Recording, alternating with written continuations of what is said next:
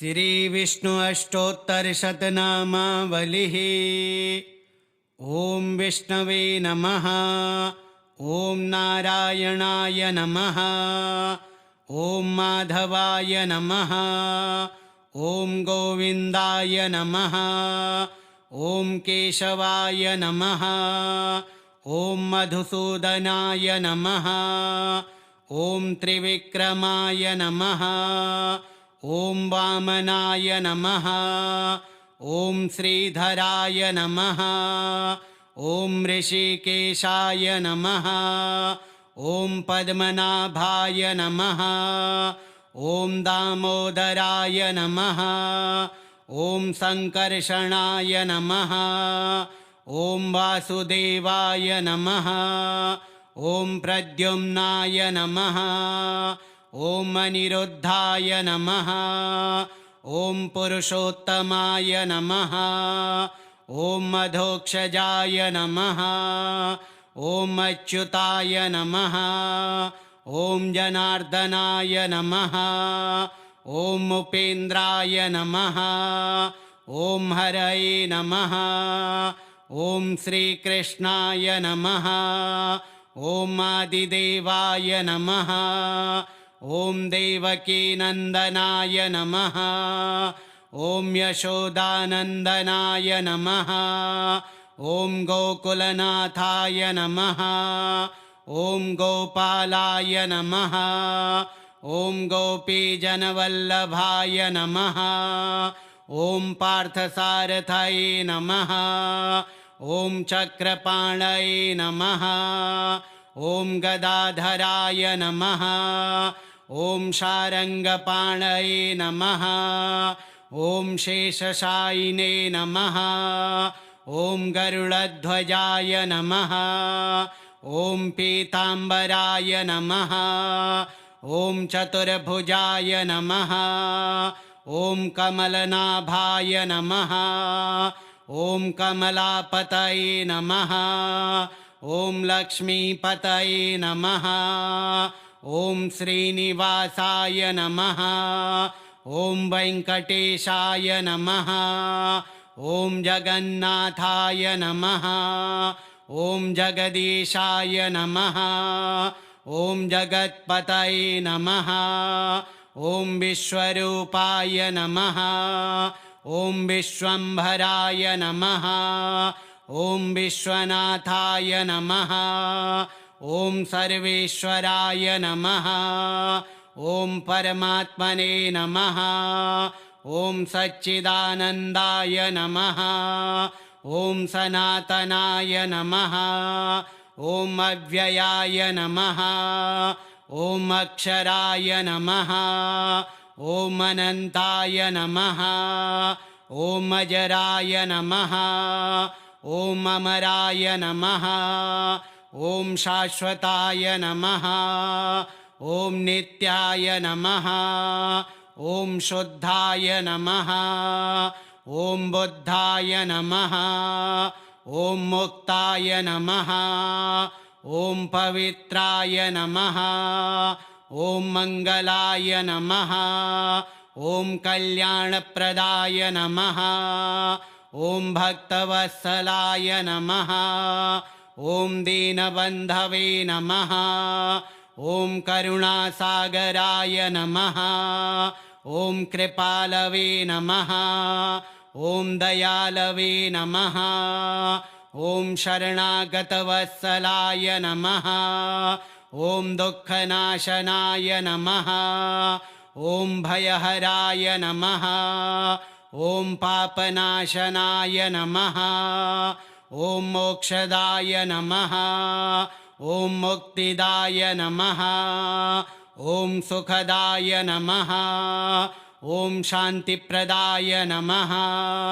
ओम आयुःप्रदाय नमः। ओम आरोग्यदाय नमः। ओम धनप्रदाय नमः। ओम ऐश्वर्यदाय नमः।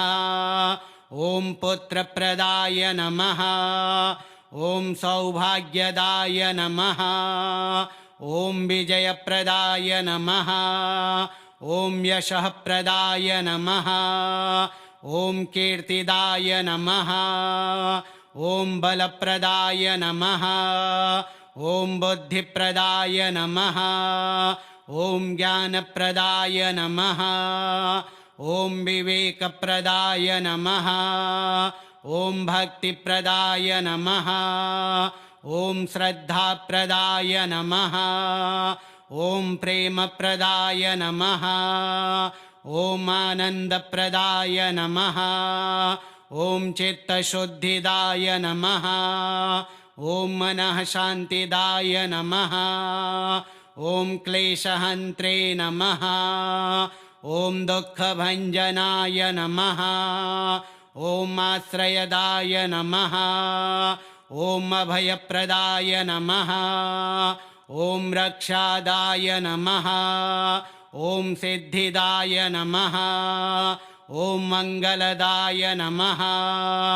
ॐ शुभदाय नमः ॐ पूर्णकामदाय नमः ॐ सर्वकामप्रदाय नमः ॐ श्रीमहाविष्णवे नमः ॐ विष्णवे नमः ॐ नारायणाय नमः ॐ माधवाय नमः ॐ गोविन्दाय नमः ॐ केशवाय नमः ॐ मधुसूदनाय नमः ॐ त्रिविक्रमाय नमः ॐ वामनाय नमः ॐ श्रीधराय नमः ॐ ऋषिकेशाय नमः ॐ पद्मनाभाय नमः ॐ दामोदराय नमः ॐ सङ्कर्षणाय नमः ॐ वासुदेवाय नमः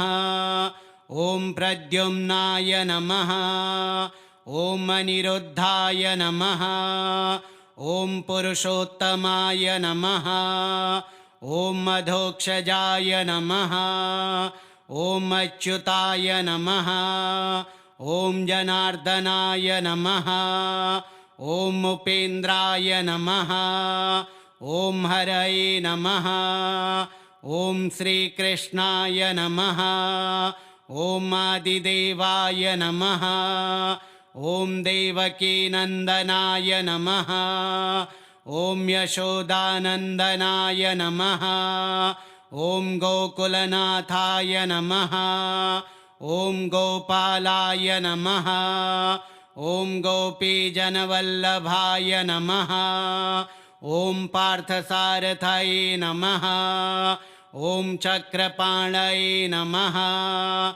ॐ गदाधराय नमः ॐ शारङ्गपाणये नमः ॐ शेषशायिने नमः ॐ गरुडध्वजाय नमः ॐ पीताम्बराय नमः ॐ चतुर्भुजाय नमः ॐ कमलनाभाय नमः ॐ कमलापतये नमः ॐ लक्ष्मीपतये नमः ॐ श्रीनिवासाय नमः ॐ वेङ्कटेशाय नमः ॐ जगन्नाथाय नमः ॐ जगदीशाय नमः ॐ जगत्पतये नमः ॐ विश्वरूपाय नमः ॐ विश्वम्भराय नमः ॐ विश्वनाथाय नमः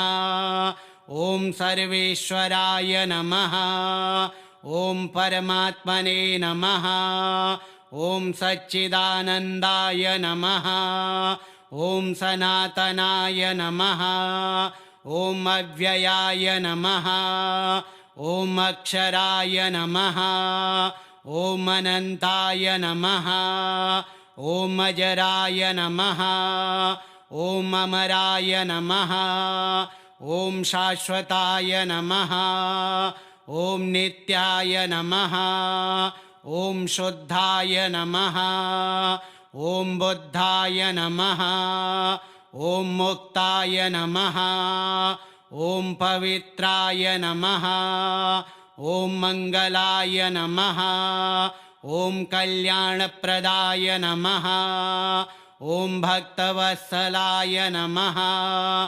ॐ दीनबन्धवे नमः। ॐ करुणासागराय नमः। ॐ कृपालवे नमः।